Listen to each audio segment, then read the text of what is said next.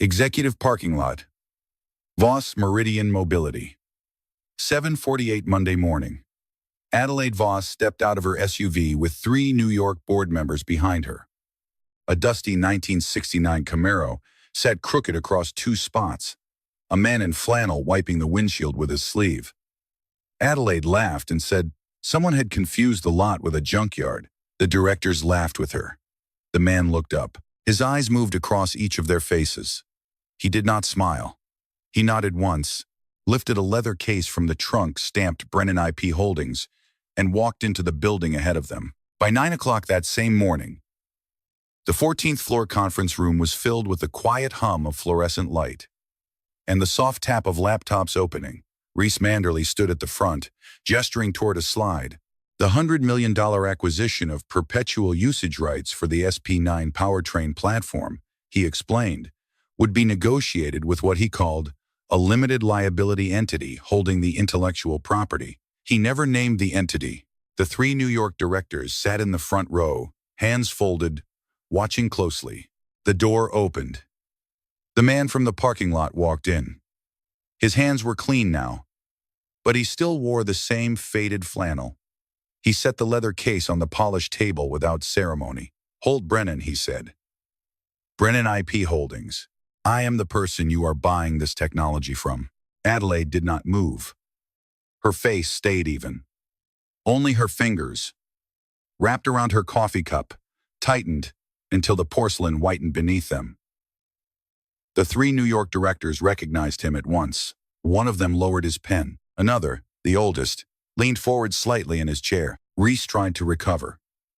He gestured toward the slides, began to walk through the thermal modeling assumptions in the engineering brief.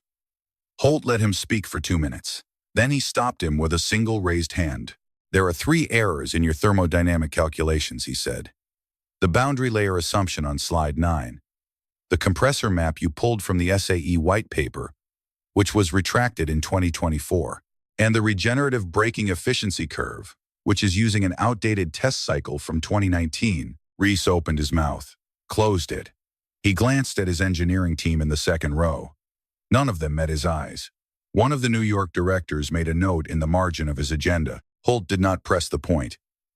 He sat down, opened his case, and pulled out a single page. "I will need 10 days, he said, "before I sign. I want to walk through your facility, meet your engineering team, observe how your company operates from the inside. If you pass, I sign on day 10. If you do not, I license the platform elsewhere." He stood up, gathered his page, and walked to the window. The Camaro sat below in the lot, its silver-gray paint visible now where he had wiped it clean. He turned to the room. "That car," he said, "is the testbed for the SP9. The prototype platform is installed under the hood. You all had a chance to see it this morning. Some of you did not see it." He looked at Adelaide for exactly 1 second. Then he walked out. The room was quiet for a long moment after the door closed. Reese cleared his throat and began to speak about scheduling. Adelaide raised one hand and stopped him. She asked him to stay after the meeting. The directors filed out slowly. The oldest of the 3 paused at the doorway. He did not turn around. He stood there for a beat, listening, then walked away down the corridor. Adelaide closed the conference room door. She looked at Reese. She did not raise her voice. "You did not tell me his name," she said. "You did not put it in the brief. You did not put it in the agenda." Reese said he had not known. He said the LLC structure was unusual. He said his diligence team had not been able to confirm the principle until the meeting itself. She did not believe him. She kept her face still. She told him she wanted a full background memorandum on Brennan IP Holdings on her desk by the next morning. He said it would be there. She walked back to her office. She did not sit down. She stood at the window and looked at the empty space in the lot where the Camaro had been. The decision to investigate quietly, without him, was already forming behind her eyes. That night, the building was almost empty. Adelaide sat alone in her corner office. The city lights spread below the 14th floor windows. She pulled up the United States Patent and Trademark Office database on her personal laptop, not the company workstation. She typed in Brennan powertrain. 27 patents appeared on the screen. Every one of them listed Holt Brennan as the sole inventor. Not Brennan Hale Performance.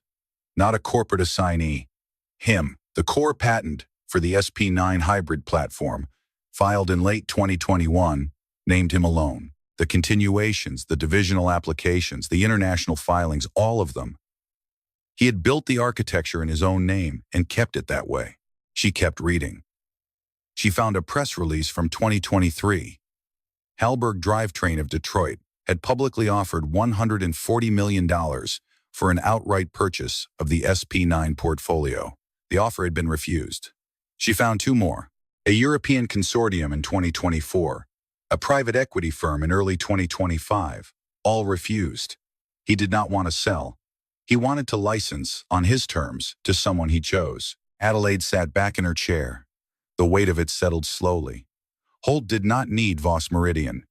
Voss Meridian needed him, and Reese had presented the deal in exactly the opposite frame.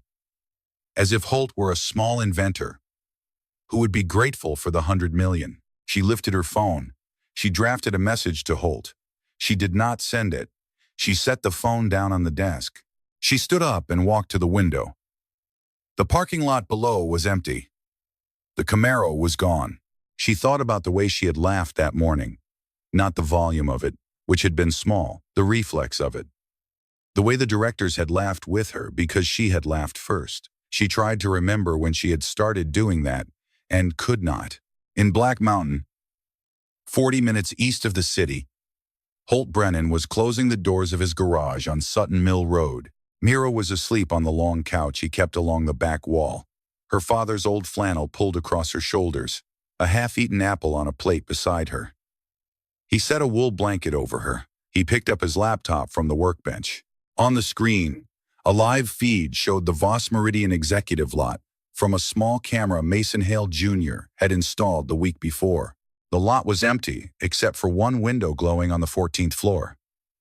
Reese Manderley's office. The shape of a man inside, hunched at a desk, typing. Holt watched for a long time. Then he took a screenshot, closed the laptop, and rested his hand on the hood of the Camaro for a moment, as he passed it on his way to the house. The metal was cool under his palm. He listened to the engine block the way a doctor listens for breath. He was not in a hurry. Adelaide drove home that night through quiet streets. When she arrived at her townhouse, she sat in her car for a full minute before going inside. She did not turn on the radio. The next morning, when she walked into her office at 6:50, there was a plain white envelope on her desk. No name, no return address. She opened it. Inside was a single slip of paper with an address handwritten in careful block letters. Sutton Mill Road, Black Mountain. At the bottom, two initials. H.Y. Adelaide left the office before 7, took her own car, and drove east into the mountains. She did not call her assistant. She did not tell Reese. The drive took 25 minutes through low cloud and pine. She passed the town center of Black Mountain, took a narrow road past a feed store and a closed diner, and found the garage exactly where the slip of paper had said it would be. It was a low wooden building with a tin roof. The hand-painted sign read Brennan Garage. The bay door was open. Inside, the Camaro sat under work lights, its silver-gray paint cleaned to its original factory finish, a deep luminous color that caught the light differently from any modern car. Holt was at a test bench, watching a pressure gauge climb. Mira was on a stool beside him, swinging her legs, drawing in a small notebook.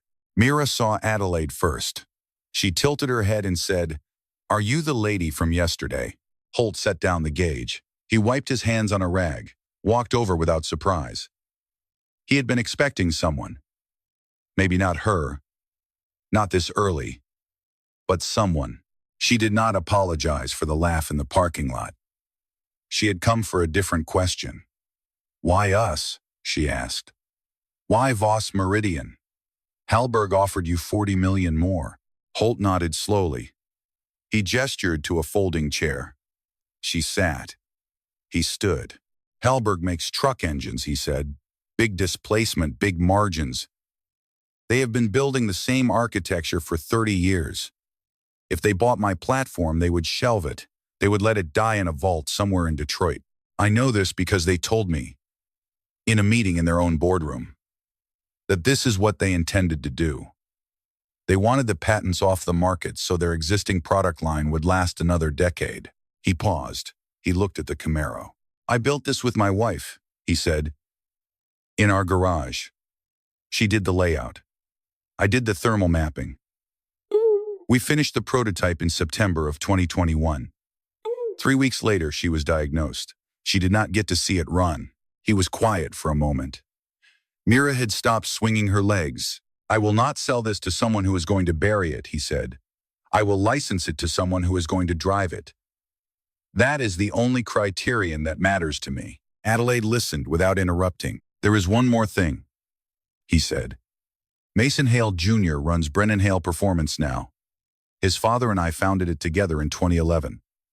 Mason called me 3 weeks ago. Your COO had met him in Charlotte, at a hotel bar. Reese Manderley proposed that the SP9 intellectual property be restructured into Brennan Hale Performance instead of remaining with my holding company. He told Mason it would simplify the deal for your side. Mason refused. Adelaide felt the ground shift slightly. Reese had been trying to remove Holt from the equation entirely. If the IP had been folded into Brennan Hale Performance, Reese could have negotiated with people he could influence. Holt was the one obstacle he could not move. That is why I asked for 10 days, Holt said. I am here to find out who in your company is clean and who is not. Mira walked over with a small bolt in her open palm. She held it up to Adelaide. Do you know what size this is? She asked. Adelaide looked at it. I do not, she said. Mira said, it is an M8, with patience. She set it on the corner of the workbench. Holt did not interrupt. He let his daughter handle the moment. Before Adelaide left, she said she would help. Quietly. Off the books. Holt agreed with one condition. She was not to tell anyone in her company until he gave the word. She nodded. As she walked to her car, she heard him on a speakerphone inside the garage. Mason, he said.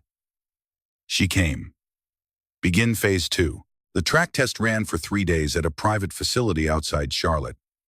Voss Meridian's engineering team set up benches at the pit wall. The Camaro, with the SP9 prototype installed, ran lap after lap, recorded by sensors and cameras and the watchful eyes of a half-dozen engineers in headsets. Adelaide was there all 3 days. She wore a windbreaker and stood at the rail. Reese came too. He had no choice. The COO was required to be present for major capital equipment testing. He spent most of his time talking to a young engineer named Beckett Lane, a recent hire on the powertrain integration team. Adelaide watched the conversation from a distance. Later that evening, she asked her chief of staff to pull Beckett's recent communications. The next morning, the answer came back. Beckett had received 3 LinkedIn messages in the past week from a recruiter at Halberg Drivetrain. 2 of the messages mentioned a starting salary that was nearly double what Voss Meridian paid him. Adelaide did not act on the information yet. She filed it. She wanted to see what Reese would do with the young engineer in the next 48 hours. On the 3rd afternoon, the lead engineer for Voss Meridian walked over to Adelaide at the rail. He held a tablet. He did not smile. He said, "This technology is real. It is 2 years ahead of where we are. The numbers are clean. We are looking at a 17% improvement over our internal benchmark, and the thermal load curve is flatter than anything else on the market. If we deploy it, we leapfrog the competition." Adelaide nodded. She thanked him. She looked across the track. Holt was standing beside the Camaro, one hand resting on the hood. His head tilted slightly, as if listening through the metal. She understood the gesture now. He was hearing the engine. That night, the 2 of them sat in a roadside diner near Charlotte. Vinyl booth, plastic menus, 2 mugs of coffee. They did not talk about the contract. He told her about the Camaro. He and Lila had found it on a farm in Tennessee in 2018. They had paid $4,200 for it. They had planned to restore it together. She had picked the color out from an old factory chart from '69, a shade called Cortez Silver, rare even at the time. Adelaide did not say anything. She let the silence sit. She turned her coffee cup in a slow quarter rotation. Before they left, she said she had been wrong about him at the lot. He looked at her across the table. "You were not wrong about me," he said. "You were wrong about the car. There is a difference." He paid the check. He held the door for her on the way out, the way a person does without thinking. She drove back to Asheville alone on the highway. She did not turn on the radio. In a motel room near the track, Reese Manderley closed his laptop, picked up his burner phone, and made a call. The voice on the other end was short. "The test went well," Reese said. "She is leaning their way. I need plan B. Activate the Hollis option." He hung up. He opened a separate email account, drafted a letter to his outside counsel in Atlanta, and sent instructions. By morning, a cease and desist threatening litigation under a non-disclosure agreement would be in the inbox of a 67-year-old night security guard whose wife had Parkinson's disease. The envelope arrived at Adelaide's townhouse just before 11 on Saturday morning. The courier left it on the porch and drove away. There was no return address. Inside was a photocopy of a handwritten page. The handwriting was a woman's, slanted and even. The date at the top was November 2021. The letter was addressed to no one in particular. It was titled, "To Whoever Comes Next. Holt will not sell SP9 on his own." The writer had written, "He will wait. He will wait until someone comes to him and looks at the car. If they only see dust, they are not the right people. If they see what it is, he might let them have the rest of him." The signature was Lila Brennan. A typed slip was clipped to the page. 2 initials. HY. That same morning in a small house on the east side of Asheville, Hollis Yates was reading an email on his old desktop computer. His hands were shaking, but not from the email. They had shaken since 2019. The email was from a law firm in Atlanta. It threatened action under a non-disclosure agreement he had signed when he took the security guard position at Voss Meridian. The agreement, the letter said, prohibited any contact with parties involved in Brennan Hale performance. Violation would result in immediate termination of employment, forfeiture of accrued pension benefits, and loss of health coverage. Hollis sat very still. In the next room, his wife Doris was watching a morning show. The volume turned low. Her medication for the Parkinson's cost more than his rent. Without the company health plan, they would lose the house within 6 months. He read the email 3 times. Then he closed it. At 1 in the afternoon, Adelaide walked into the lobby of the Voss Meridian building. She did not have a meeting. She went straight to the security desk. Hollis Yates was on the day shift today, covering a colleague. He looked up. She did not ask about Holt. She did not mention Brennan Hale. She set a business card on the counter and slid it toward him. A name. A direct line. An address. "Whatever non-disclosure Manderley made you sign," she said, "take it to this attorney. Your pension is yours. So is your health plan. He cannot take either." Hollis looked at the card. He looked at her. He had worked at Voss Meridian for 9 months. She had never spoken to him before. He picked up the card. He folded it once. He put it in his shirt pocket. "There is a USB drive," he said quietly. "From 2022. If you want it." Adelaide nodded. She told him to call the attorney first. She told him not to come to the lobby again until they had spoken. He understood.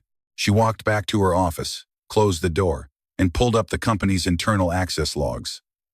She typed in Reese Manderley. The list scrolled down her screen. He had administrative access to the entire intellectual property due diligence library. She had not granted that access. She had not signed off on it. She pulled the audit trail. The permissions had been issued in October of 2022. 3 days after her father's stroke, when Reese had been acting chief executive on an interim basis, he had given the access to himself. He had never relinquished it when she took the seat. She sat back. She understood the architecture of what he had built. She picked up her phone and called her own personal attorney at home. Sunday morning, in a small coffee shop on the east side of Asheville, Adelaide met Hollis Yates. She brought a folder with the preliminary legal opinion her attorney had drafted overnight. The non-disclosure agreement Reese had pressured Hollis to sign violated 3 provisions of North Carolina labor law. It would not survive a courtroom. The cease and desist letter was a bluff. Hollis read the page slowly. When he finished, he reached into his coat pocket and pulled out a small USB drive. He set it on the table between them. "It is not one recording," he said. "It is 3 years of them. I used to be a test engineer at Brennan Hale. I recorded everything at home out of habit. I would forget to turn the device off." He slid the drive across. "In 2022, he said, Reese came to my house. He offered me $80,000 in cash for everything I knew about the SP9. I told him no. In 2023, he came back. He offered me the security guard job at Voss Meridian. The salary was enough to keep me quiet. I needed the health plan for my wife. I took it." He paused. He looked at his hands. "In 2024, he said, he came to my house again. He brought someone with him. A man from Halberg Drivetrain, senior executive. Name was Garrett Vall. I was in the kitchen. They were in the living room. They did not know I had the recorder on the bookshelf. They talked for 45 minutes. They talked about how to ruin Voss Meridian. Before the SP9 deal even came to the table, they talked about pricing the technology so high that your father would reject it. They wanted the board to push you out after he died. They wanted Reese to take the CEO seat." Adelaide held the USB drive in her palm. It weighed almost nothing. She closed her fingers around it. Reese had not just been undermining the deal. He had been engineering her failure from before she became CEO, from before her father had even fallen ill. She thanked Hollis. She told him to be at the building at 8 on Monday morning. But not in his guard uniform. She would have a different position for him by then. She drove directly to Black Mountain. She did not call ahead. Holt was in the garage. Mira was inside the house with her aunt, who had driven up for the afternoon. Adelaide handed Holt the USB without speaking. He took it. He carried it to the small office in the back of the garage and plugged it into the laptop on the desk. She watched him listen. His face did not change. He sat with his hands folded, his elbows on the desk, his eyes on a fixed point on the wall. When the third file finished, he closed the laptop slowly. "So I was right," he said. "Thank you for not burying it alone." They agreed on the plan. Tomorrow morning, 9 o'clock, Adelaide would handle Reese with her authority as chief executive. Holt would handle the intellectual property side through his own attorneys and through Brennan Hale's outside counsel. As she was getting ready to leave, Holt's phone rang. He looked at the screen. Mason Hale, Jr. He put it on speaker. Mason said one sentence. "Halberg filed a patent challenge this morning against the SP9. They want it tied up in litigation for years." Holt did not react. He thanked Mason and ended the call. "Phase B," he said quietly. "Reese is burning the deal as he goes down." Adelaide stopped at the door. She turned. "We will handle it," she said. "We will," he said, "Monday morning." 9 o'clock. The large conference room on the 14th floor of the Voss Meridian building. Adelaide had prepared everything. 2 outside counsel from her personal attorney's firm. The head of internal legal, the head of human resources, a forensic technician from the company's information technology team, a camera in the corner, recording. 2 of the 3 New York directors from the Monday before were in the room as board observers. They had requested the seats themselves, after asking quiet questions over the weekend. Reese walked in at 1 minute to 9. He took his usual seat at the long table. He set his laptop down. He smiled at the directors. He did not smile at Adelaide. She did not stand. She did not raise her voice. She spoke for 11 minutes without interruption. She played the Hollis recordings. All 3 of them. The room was silent through the 2024 meeting. The voice of Garrett Vole, the Halberg executive, was clear on the recording. She presented the email metadata her information technology team had pulled from the company's servers overnight. She handed across copies of his access logs to the intellectual property library. She laid out the wire transfer records, traced through 3 shell companies, showing $2.3 million from Halberg Drivetrain into a limited liability entity, registered in Delaware under the name of Reese's wife. Reese did not interrupt. He sat very still. When she finished, he straightened his cuffs and tried a different approach. He threatened to sue. He cited his employment contract. He spoke about reputational damages and unlawful termination. Adelaide listened. When he was done, she answered him in 3 sentences. "You have the right to sue," she said. "You will also face fiduciary breach, federal wire fraud, and a Securities and Exchange Commission filing that my counsel submitted at 8 o'clock this morning. Choose." His face went pale. The directors did not speak. One of them was writing. The door opened. Holt Brennan walked in. Mason Hale Jr. was behind him. They were not there to celebrate. Holt set a folder on the table and slid it toward Adelaide. He did not look at Reese.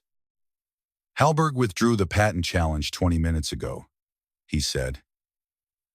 "My attorneys delivered a copy of the Yates recordings to their general counsel at 7 this morning. They chose to cut their losses rather than be named in the SEC filing. Reese is now alone." He set a second folder in front of Adelaide. "This is a replacement proposal," he said. "Not a $100 million one-time license purchase. A joint venture. Brennan IP Holdings retains 51% of the SP9 portfolio.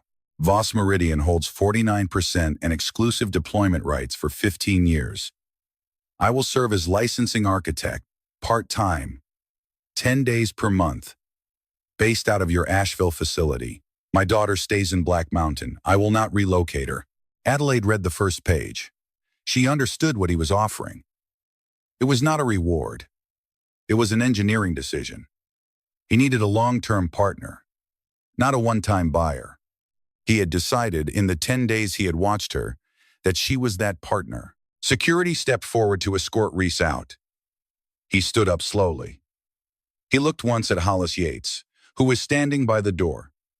No longer in a guard uniform. Hollis was wearing a clean white shirt and a charcoal jacket. Adelaide had named him senior test track advisor that morning. The promotion paperwork was already signed. Reese left. The directors from New York stood and shook Holt's hand. They had seen what they needed to see. The room emptied until only 3 remained. Adelaide, Holt, Mason. Adelaide turned the page on the joint venture proposal. "You have 2 days left in your countdown, Mr. Brennan," she said. "What do you want to do with them?" Holt thought about it. He said, "Coffee. If you are willing." She nodded once. Slow, definite. Day 9. 4:30 in the afternoon. Adelaide drove out to Black Mountain in her own car. In a sweater and jeans. No driver. She parked on the main street and walked to Dynamite Coffee. Holt was at a window table with Mira. The little girl was bent over a sketch pad. Mira looked up. She held out the page. "The wheel I drew is wonky," she said. "It is always wonky." "Do you know how to draw a wheel?" Adelaide sat down across from her. "I do not," she said, "but I will try." She took the pencil. She drew slowly. The wheel came out almost round. Mira inspected it carefully and pronounced it acceptable. Holt watched without interrupting. Mira asked what muffin Adelaide liked best. Adelaide said she did not know. Mira slid half of her own blueberry muffin across the table. Adelaide took it. She could not remember the last time she had sat in a small-town coffee shop eating a muffin a child had given her. She could not remember the last time anyone had given her anything without an agenda. After a while, Mira saw a dog on the sidewalk outside, with its owner, and asked if she could go look. Holt nodded. She went out, staying in the front window where they could see her. Holt and Adelaide sat with the silence for a moment. "I do not have children," Adelaide said. "I am not sure I want them. But I realized something this week. I have not sat with another person for more than 20 minutes without talking about my company in 6 years." Holt did not answer. He let the words stay in the air. He turned his coffee cup in a slow quarter rotation. He did not look at her. After a while, he said, "Next week I start my first 10-day cycle at the Asheville facility. The contract gets signed in the morning. After that I come back here. This is where I live. Mira goes to school down the road. We eat dinner at 6. We are in bed by 9. That is the rhythm. "Do you think we will work well together?" she asked. "I think you will learn," he said. "I will learn." That is all that needs to be true. Mira came back inside. She had named the dog Biscuit. The owner had let her pet it. She was pleased. Adelaide drove back to Asheville as the sun was setting over the ridge. She did not turn on the radio. That evening, in her office, she opened the bottom drawer of her desk. She pulled out a framed photograph she had not looked at since her father's funeral. She was 7 years old in the picture. Her father was sitting beside her in a 1972 Chevrolet pickup truck, his hand on the steering wheel, both of them squinting in the sun. She set the frame on the corner of her desk where she would see it every morning. Her phone lit up. An email from the corporate secretary. The board of directors had called an emergency meeting for 7 in the morning to discuss the SP9 joint venture. She did not know which way they would vote. The board meeting started at 7 sharp. Adelaide presented the case for 90 minutes without notes. The Reese evidence, the forensic financial trail, the Yates recordings, the withdrawn Halberg challenge, the joint venture proposal, the 17% performance margin from the Charlotte track tests. She named each piece, set it on the table, and moved to the next. 3 of the 11 directors objected. All 3 had been brought onto the board by Reese in 2022. The 2 New York directors, who had been in the conference room the day before, spoke in favor. They had seen Reese's behavior firsthand at the parking lot, at the introductory meeting, and at the termination. Adelaide presented an opinion letter from outside counsel, showing that the 3 objecting directors had failed to disclose their own financial ties to Reese's consulting affiliates. They withdrew their objections within minutes. The vote was 8 in favor, 3 abstaining. The joint venture was approved. At 10 o'clock, in the main signing room with the press from Automotive News and 3 trade publications present, Adelaide Voss and Holt Brennan signed the joint venture agreement. Hollis Yates sat in the front row of the guest seating. In his charcoal jacket, his shoulders square. Mira was at school. Holt had kept his word. The lead reporter from Automotive News asked Holt for a brief statement. He said one sentence. Voss Meridian saw the platform for what it is. He left it at that. After the photographs, after the brief remarks, after the handshakes, Holt and Adelaide walked together down the empty corridor toward the executive elevators. The marble floor was quiet under their footsteps. "Thank you, Mr. Brennan," she said. "Holt," he said. "Holt," she said. He stepped into the elevator. The doors closed. He drove the Camaro back to Black Mountain. For the first time, the car was not dusty. For the first time, it was running its SP9 engine on the open highway between Asheville and the foothills. The torque was smooth, the thermal load steady. Every parameter exactly where he had designed it to be. He picked Mira up from her elementary school at 3:15. She climbed into the passenger seat with her backpack and a folded paper crown she had made in art class. "Did you win?" she asked. "I did not win," he said. "I just finished something." "Did the lady seem happy?" she asked. He thought about it. "I think she did," he said. That evening, in her office on the 14th floor, Adelaide stood at the window. The executive lot was empty. The Camaro was gone. She did not feel its absence as a loss. She felt something else, lighter. Something she did not have a name for yet. She opened a new message. 2 lines. "Thank you for the 10 days. She sent it. A reply came back within a minute. Sunday. Black Mountain. "Mira says you owe her a wheel that is not wonky." 3 weeks later. Sunday afternoon in late May. The light over Black Mountain was soft and slanted. The kind of light that turned the pines a deeper green. Adelaide drove out from Asheville in her own car, not the company SUV. She had no agenda. She had no folder on the passenger seat. She had no calls scheduled. It was the first time in years she had driven anywhere on a Sunday for no reason at all. Holt and Mira were on the porch of the small house beside the garage. Mira was on the steps with a book open on her knees. Holt was sitting in a wooden chair, cleaning a set of socket wrenches with a soft cloth, laying each one back in its tray. Mira saw the car first. She stood up. She came down the steps and, without thinking about it, gave Adelaide a small hug around the legs. Adelaide placed her hand lightly on the top of the child's head. She held it there for a moment. She did not know what to say, so she did not say anything. They sat on the porch, the three of them. Holt poured coffee from a small enamel pot. Mira had milk. The conversation had no shape. Mira was starting 3rd grade in August. Holt was thinking about teaching her to ride a mountain bike on the trails behind the house. Adelaide admitted that she had not taken a real Sunday off in 4 years. Holt asked her what she used to do with Sundays before that. She thought about it for a long time. She said she used to read. She had not read a book in 2 years. After a while, Mira reached for her sketchbook on the porch railing. She held it out to Adelaide with both hands. "Will you draw a wheel for me?" she asked. "Mine is still wonky." Adelaide sat down on the porch step next to her. She took the pencil. She drew a wheel, slow and careful, the way she had drawn it in the coffee shop. It came out round. Mira examined it. She nodded with great seriousness. Then she went back to her book. Holt did not say anything. He watched. Across the yard, inside the open bay of the garage, the Camaro sat under a new cover, a clean canvas tarp. No dust, no grime, the silver-gray paint preserved beneath. The sun moved lower. The porch light came on automatically when the dusk reached a certain depth. Mira fell asleep on the porch swing. Her father's flannel pulled over her shoulders. Holt walked Adelaide to her car. He did not touch her. He stopped a step away. He looked at her. "There is a guest room in the main house," he said.